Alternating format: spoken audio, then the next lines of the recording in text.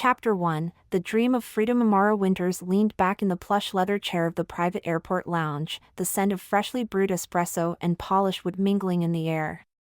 The distant hum of conversation blended with the soft clinking of crystal glasses as attendants moved gracefully between well-dressed travelers. A panoramic window bathed the space in natural light, casting a warm glow over the marble flooring and sleek, modern decor. Absently swirling a glass of mineral water as she glanced at the time. She was supposed to have boarded her jet 45 minutes ago. Outside the large glass windows of the VIP terminal, her sleek, custom-designed private jet, the Legacy, stood waiting on the tarmac. The jet wasn't just a mode of transport, it was a symbol. A symbol of everything she had built, every glass ceiling she had shattered, every fight she had won as a black woman in an industry where few lived like her. Amara had spent years clawing her way to the top of the tech world. From coding in a tiny dorm room at Stanford to founding WinTech Innovations, a company now valued at over $3 billion, she had become a force to be reckoned with.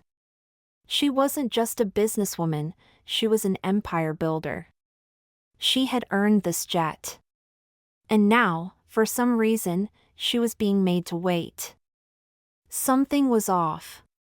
She could feel it in the stiffness of the airport employees' smiles, in the way their eyes darted away when she caught them staring. It reminded her of a time in Paris when a hotel concierge had insisted, without proof, that her credit card was declined, only to apologize profusely when the transaction went through. Or the time she had been denied entry to a luxury boutique until she mentioned she was a VIP client. The quiet indignities she had learned to brush off were now rearing their heads again, but this time, they were standing between her and her own property. In the hushed conversations happening just outside of earshot. Her assistant, Maya, had texted her minutes ago. "Boss, everything okay? You should have boarded by now." "Not yet," Amara had replied. "Something feels weird." Maya responded immediately. "Want me to make some calls?" "Give it a few more minutes." Amara took a slow breath, centering herself. Over the years, she had grown accustomed to microaggressions. The lingering stares in first-class lounges. The disbelief in a sales associate's eyes when she walked into a luxury dealership alone. The intrusive questions about who she was really shopping for. But this was different. This wasn't a store or a hotel. This was her own plane. And she was starting to suspect that someone didn't believe she had the right to board it. With a steely resolve, she stood and adjusted her tailored white blazer. If they thought they could ignore her, they were sorely mistaken. Chapter 2, The Confrontation. As Amara approached the boarding gate, she noticed something that made her stomach tighten.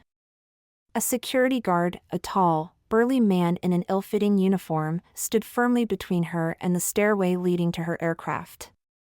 He held a clipboard and eyed her with an expression she knew all too well. The kind of look that said, "You don't belong here." She kept her voice steady. "Excuse me, I'm here to board my jet." The guard barely glanced at her. "Name?" Her jaw tightened. "Amara Winters." The guard flipped through his clipboard with deliberate slowness.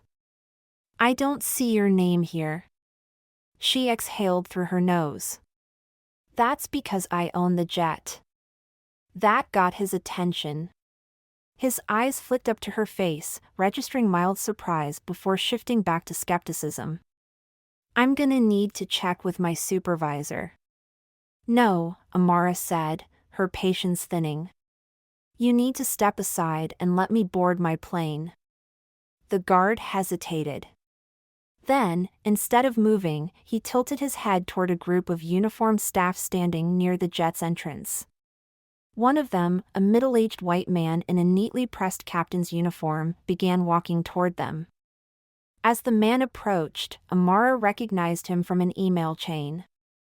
James Harrow, the flight officer assigned to oversee her crew. But she had never met him in person. "Is there a problem here?"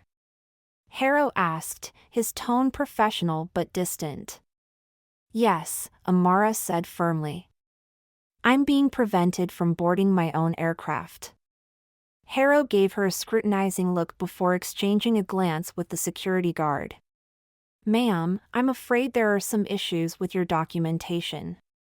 She crossed her arms. That's interesting. Because my assistant confirmed all paperwork was cleared 2 days ago. Harrow maintained his neutral expression. I'm just following protocol. Amara's patience snapped. No, you're not. You're stalling me. And I want to know why. Harrow sighed, as if debating whether to say what he was really thinking. Then he spoke. Some of the crew expressed concern that you might not actually be the owner. For a moment, the words didn't register. Then, white-hot anger coursed through her veins. Excuse me? They thought you might be posing as the owner. There it was. The ugly, insidious truth laid bare. Let me get this straight, Amara said, voice deadly calm. You took the word of some random crew members over the documented fact that I own this aircraft? Harrow cleared his throat, shifting uncomfortably on his feet. His fingers twitched as if debating whether to check his clipboard again, though he already knew what it said. He glanced toward the other crew members, searching for silent validation, but none came. He opened his mouth, closed it, then finally said, Ma'am, we just have to be careful. Amara took a step closer, her presence commanding. Careful of what? That a black woman is actually successful enough to own a jet. That I don't fit the profile of your usual billionaire clients? Is that what you mean? Harrow's silence was damning. She pulled out her phone and called the CEO of the jet company. The moment the line connected, she spoke with the ice-cold authority of a woman who would not be dismissed. Get me a new crew, she said. Immediately.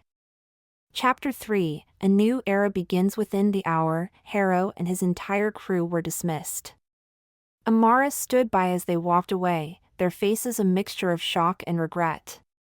A new crew, one that understood exactly who she was and the power she wielded, arrived soon after. As she stepped onto her jet, she felt a new kind of victory. This wasn't just about boarding a plane. It was about setting a precedent. No one, not a flight officer, not a security guard, not an entire industry, would ever dictate where she belonged.